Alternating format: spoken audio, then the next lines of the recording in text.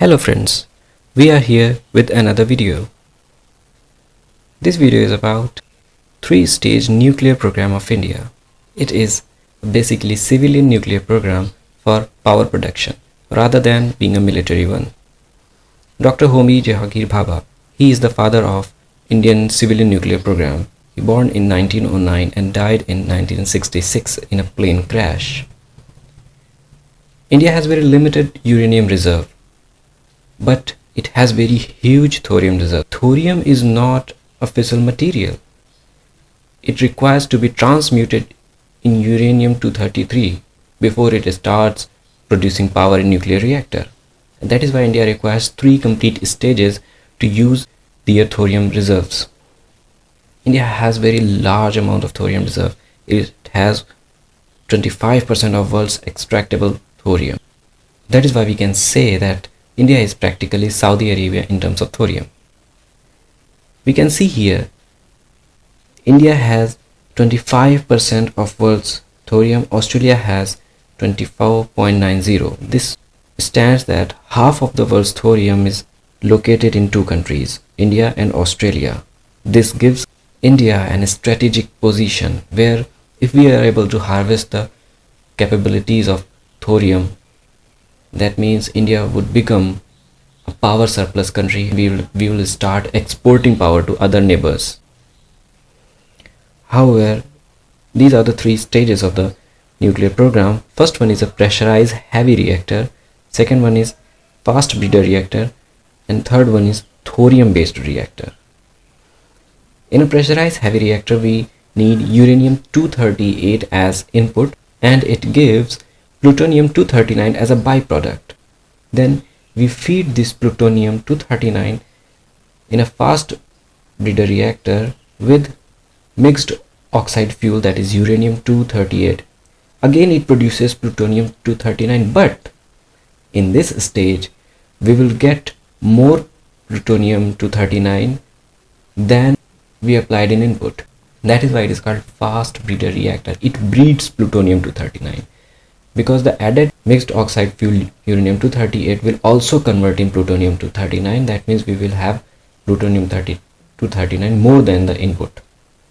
Then we will feed this plutonium-239. In stage 3, thorium-232 will be supplied alongside with uranium-233. Uranium-233 will transmute to plutonium-239.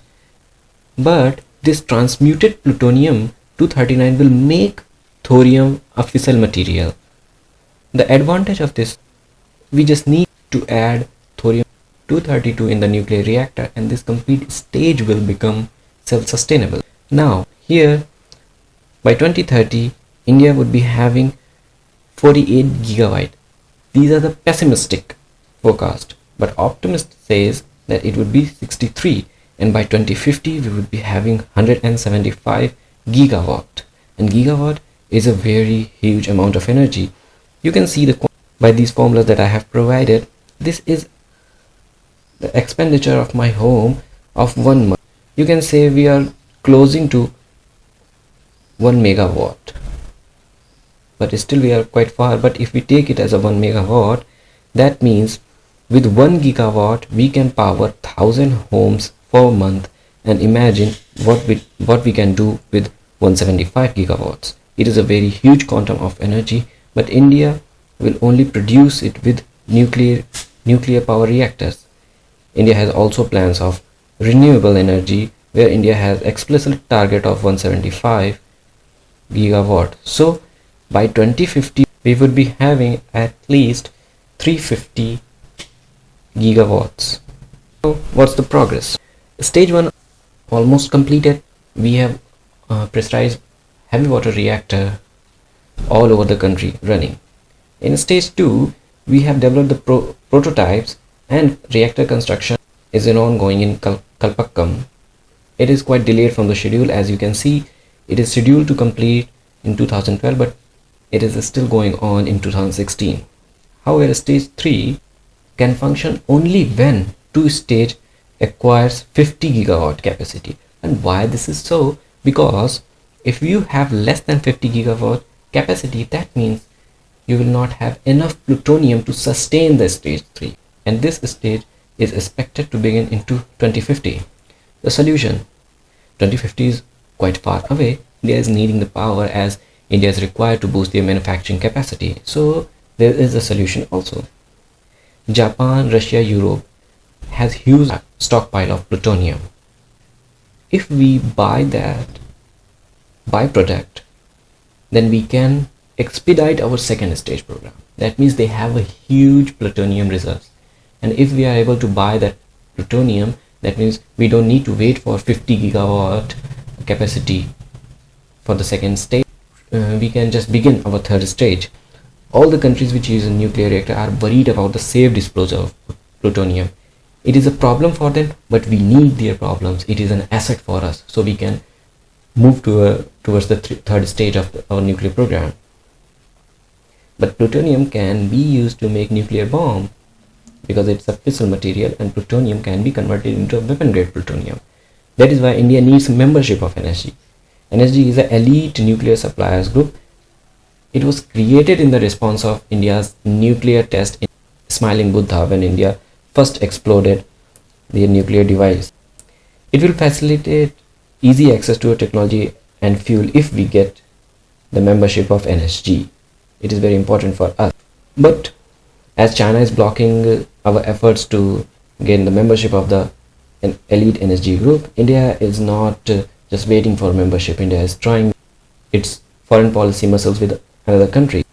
We recently struck a deal with Japan. It is a civil nuclear deal.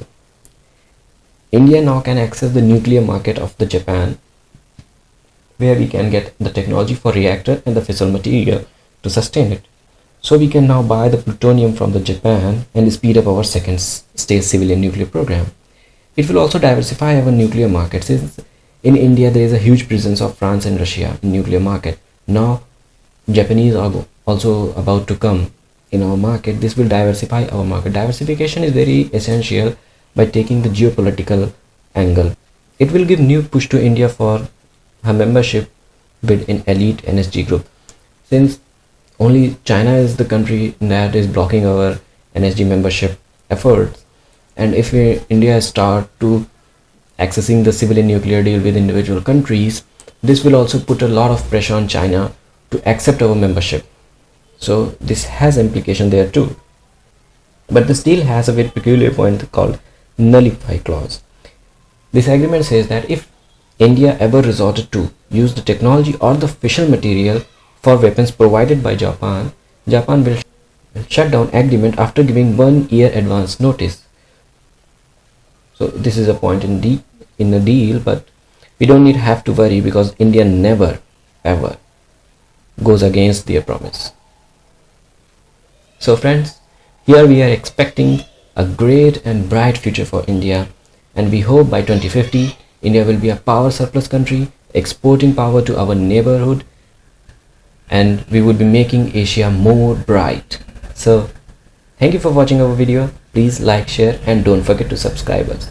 More videos are on the way. Thank you.